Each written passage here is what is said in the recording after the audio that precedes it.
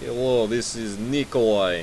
Today I'm going to be painting this time lapse of a black dragon from Dungeons and Dragons. It is very good game about Lenin's rise to power. I play it sometimes when I am not doing the parkour. Okay, so you see here I am painting it with some black because he is a black dragon. He is black like my tracksuit. Very good, very good. And so we are going to be painting the wings, so he can go and he can fly around, and he look very scary when he fly around on his wings. So this is a little bit of a time lapse the painting the dragon, and yes. So I am going. You see the brush that I am using. It is little tiny baby brush. I know that somewhere in here I switch it out for big brush because, as Vladimir Putin once said, strong Russian man use big brush. Okay, so anyways, we are going to paint the tail now.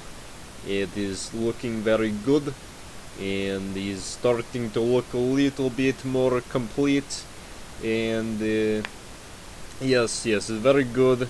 I sometimes I paint a lot of the Dungeons and Dragons miniatures when I'm not doing the parkour or spending hundreds of thousands of dollars for skins for my AK in CS:GO. But anyways, back to what I was saying about the dragon. He is almost done with the black color around him, because he is a black dragon. That would not make sense in the Dungeons and Dragons to have a if I were to paint him like a purple or something like that, because that is not how the dragons work in that game, you know. But yeah, he is looking very good so far. And I can paint very fast, you know, because it is very Russian, and you can see I am mixing the paints together, and so I get a little bit of a different color for the underside of his body. It's kind of like a brownish color, like a dark brownish color, like a Russian mud. It kind of look like grizzly bear color in Russia. But anyways, we're going to paint the horns now, and his toenails, and the teeth, and the little spiky thingies on the wings.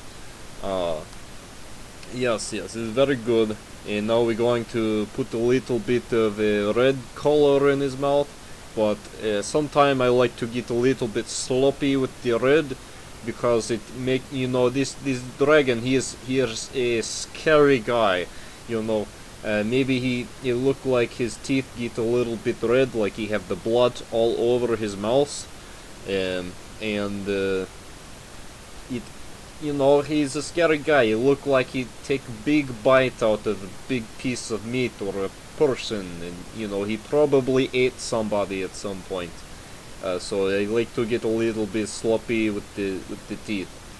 But now I'm going to paint the base of this dragon miniature. It is brown like mud, and because he is flying over some muddy ground, like he walking around in a big wet swamp.